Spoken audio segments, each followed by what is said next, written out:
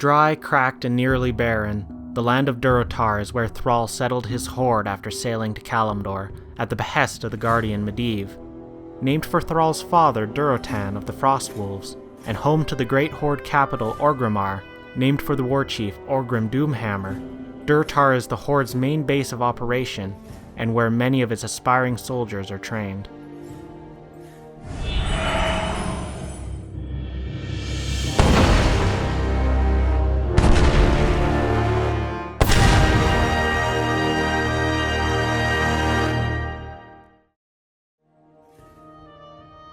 When visions of the Legion's destructive invasion came to Medivh, he sought to warn the peoples of Azeroth.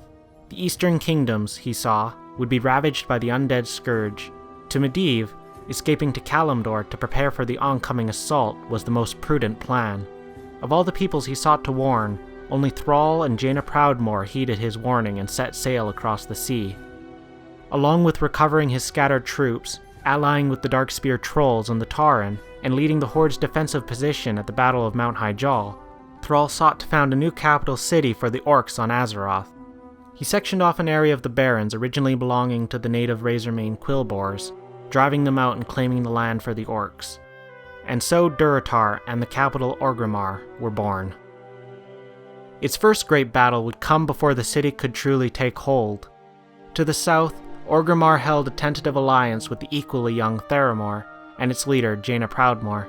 When Jaina's father, Admiral Dalen Proudmoore, led an armada from Kul Tiras across the sea to search for human survivors of Jaina's expedition, he encountered the Horde and took up arms. He implored Jaina to assist him in cleaning the scum from Kalimdor, and she was forced to choose peace over family. She helped defend Orgrimmar, allowing for the orcs to establish Durotar as their home. The Darkspear trolls too established a base in Durotar upon the Echo Islands, but were forced to flee with the Kul Tiras invasion. After the humans were driven out, they attempted again to settle on the Echo Islands, but were betrayed by one of their own. Zalazane, a witch doctor, used necromantic magics to force the trolls from the Isles and onto the Durotar mainland, where they established Sen'jin village, named for their leader Vol'jin's father. Zalazane proved resilient, evading proper assassination despite many attempts.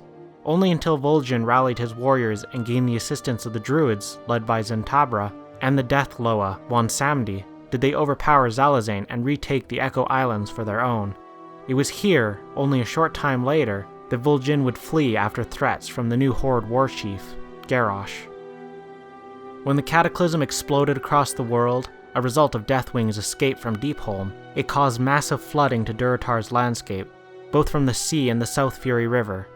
The sea receded, leaving shipwreckage and water elementals in its wake, but the river turned a large section of Durotar into wetland, drastically changing the habitat. After the Cataclysm, Garrosh took the place of Warchief to allow Thrall to heal Azeroth's wounds. Under Garrosh's hand, Orgrimmar and the surrounding Durotar were outfitted with more defensive capabilities to prepare for his warmongering attitude. The war Garrosh fought with the Alliance led to the large-scale destruction of Theramore, and a retaliation, the second large assault on Durotar.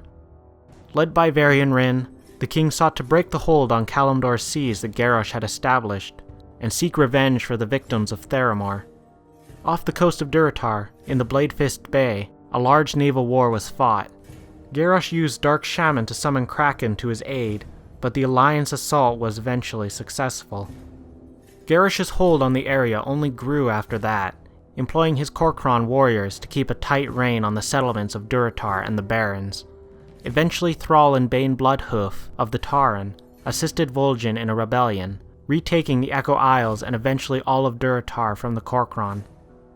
Garrosh locked himself in his fortified Orgrimmar and prepared for a siege.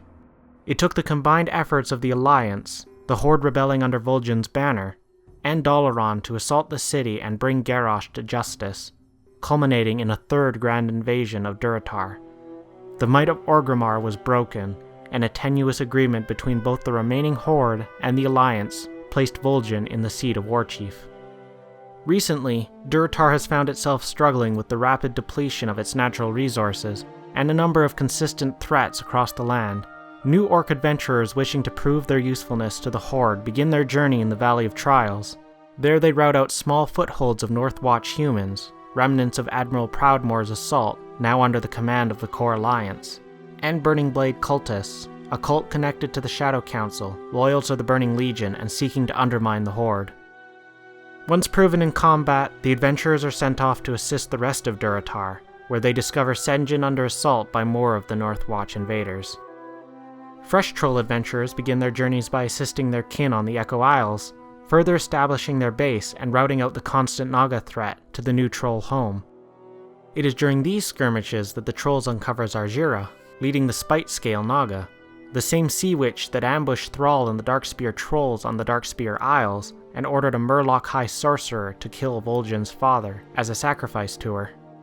It is here that the Troll adventurers too prove their usefulness to the Horde by slaying Zarjira once and for all, and are sent out onto the mainland of Durotar, following in the footsteps of their orc allies. The adventurers assist the Horde all across Durotar, facing Harpies and Quilboar, uncovering a cabal of Burning Blade cultists consorting with demons, routing out several Northwatch footholds, and assisting in the cleanup and rescue of residents along the flooded shores of both the Sea and the South Fury. Eventually they are sent to the Northern Barrens to further prove why they should be chosen as formidable warriors of the Horde.